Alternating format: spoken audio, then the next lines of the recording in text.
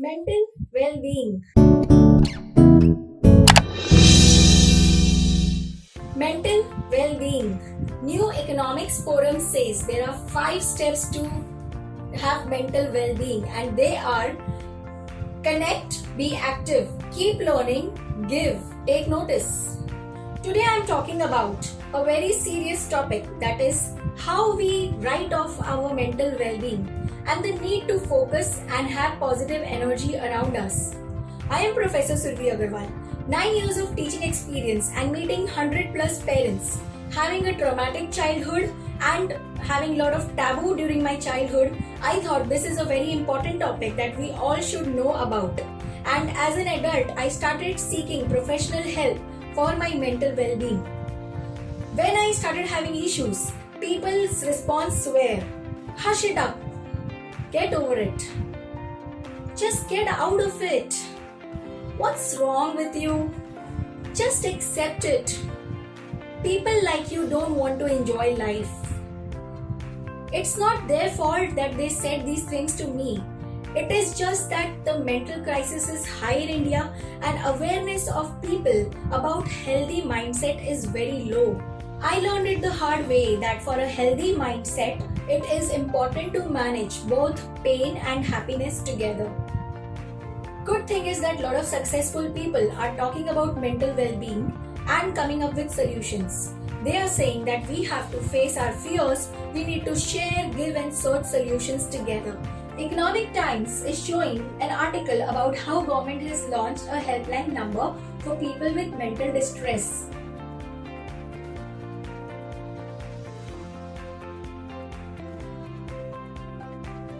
Let's see some charts. World Economic Forum has described a person with mental illness. So basically, 56% of them talk to themselves, 49% are depressed, 47% are called retarded, 40% are called crazy, mad or stupid.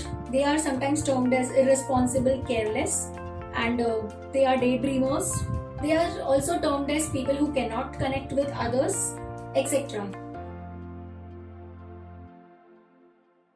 World Economic Forum also pointed out that the attitude towards mental illness is very negative in the world, across the countries. So what people think about people who have mental issues? Let's see their attitude. People with mental illness should not be given any responsibility. One of the main causes of mental illness is lack of self-discipline and willpower. Unhealthy people, and they contaminate healthy people. And women, once they have been a mental patient, they cannot take care of children. People with mental illness are violent. These are the beliefs and attitudes of seemingly normal people. You can see this chart also from World Economic Forum website. So basically, feelings towards the mentally ill. 70% people feel hatred towards them, 65% disgust, 61% annoyance, 54% anger, 42% fear, etc.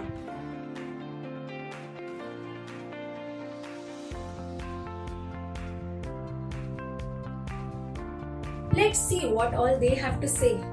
WHO concerns about mental well-being and they talk about it in their websites. They do a lot of activities around it. You can see the image behind where they are saying that they are really concerned about promotion of mental well-being. There are a lot of books available on mental health. You can see the list. Now let's see what Times of India says about it. There is a cause for concern in India. 28% of global suicides are occurring in India.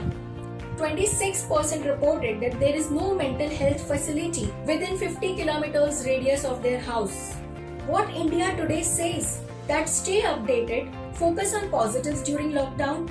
Experts on how to take care of mental health are providing a lot of content on online channel. You can see the article here. Let's see what should we do. Staying at home, social distancing and self-isolating are crucial now. But it can affect us mentally in many ways. If you have to self-isolate, make a simple timetable and start with some simple hobbies. If the good supply in your house is less and for next 3 months you're not prepared, that can also lead to a lot of stress during lockdown. So please see to it that all your supplies are filled as soon as possible. and try to come up with ways to keep it fresh. First step to mental well-being during lockdown is self-love. It's easy to slide down lazily on bed. It's and throughout lying on bed and roaming around the house in pajamas and eating a lot of junk food. But look after yourself for your mental health. Not getting lazy is essential. Otherwise, simple tasks like washing your face can be as strenuous as climbing a mountain. Being at home will impact the colors of your life, will make you angrier, hungrier, thirsty, be hydrated. Drinking lots of water will help you to improve your moods because water is life. Second step is do exercise. Fix food time. You will feel good because you will feel hungry at the same time every day. Even basic exercises like bending, putting your arms up, rotating your hands, etc. can make you feel fresh like a flower. During exercise, your body releases happy chemicals that improves your thinking and makes you feel relaxed. Watch yoga videos and do workouts on internet. It helps you to deal with stress and relaxes you and reduces your risk of depression.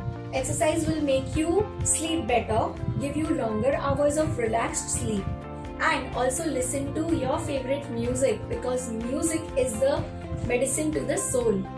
And yes, do not keep popping medicines without asking or consulting doctors. Bad mental habits, unhealthy beliefs, get over it. Don't get superstitious and don't believe in rumors. Be mentally strong. This is told by Amy Morin, the therapist who is a TEDx speaker. Point 3. Engage yourself in activities that you like. Write down your thoughts and post it on an email ID which you created as a diary, because writing down your emotions and feelings helps you to feel positivity, and in fact it helps 90% of the people who do this regularly. There are plenty of activities you can engage with at home, including crafts, sketching, reading, cooking, cleaning, baking, singing, and whatever you like. It will make you feel very positive. Try carom, play cards, dance together. Don't always expect your day to be happening because that will not be the case. The key to peace of mind is making an environment which is positive. Watch management videos on Online Chine app. They are very interesting. Fourth point is be gentle to yourself. If you try to do too much in a day, you will feel exhausted and you will feel guilty that I wasted my day. Oh my god, I'm just wasting my life. Don't do that because it is going to happen sometimes and it is okay to let it go. Don't self-pity. It's important to be kind to yourself when you need to know that you have a high self-value. Tell yourself what I'm doing is enough for today. That will make you feel better. Meditate and focus on positive things. And meditation will really reduce your panic. Point 5. Be your own counselor. To help calm down, try a progressive muscle relaxation technique slowly. Repeat this 10 times.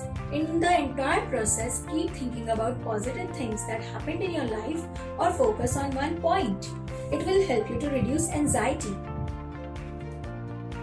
As global citizens, we need to realize that our earth needs us and our patience is utmost important.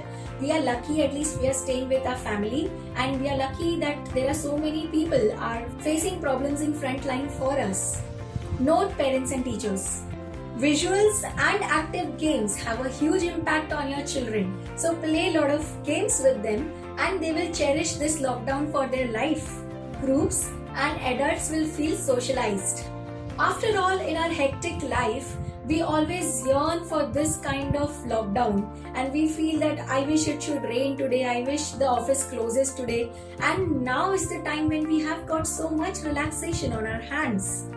Why not use it as investment in bonds, family bonds? Encourage everyone in your family to have me time and give them some safe space where they can do what they like doing. Remember, it is tough for everyone, including the senior citizens in your house. Phone call your friends and see how they are doing. Also, watch family albums and sit together and enjoy funny videos. It is a time to redefine socializing, redefine having fun, redefine fun, giving space, loving family. Mental well-being is all about nourishing your thoughts, words, actions, potentials, and living in the present. Conclusion. Health workers in India feel 60% of the people are suffering from mental illness across the country, and people and others do not care about them. We go through ups and downs, but be generous because tomorrow is not far away. Apologize for your mistakes. Some people's life seems perfect virtually, but not in reality. Be honest to yourself. Do self-auditing. Understand what you like, what you don't like. See things as they are, not as something very good or something very bad. Visiting a psychiatrist is not a taboo anymore.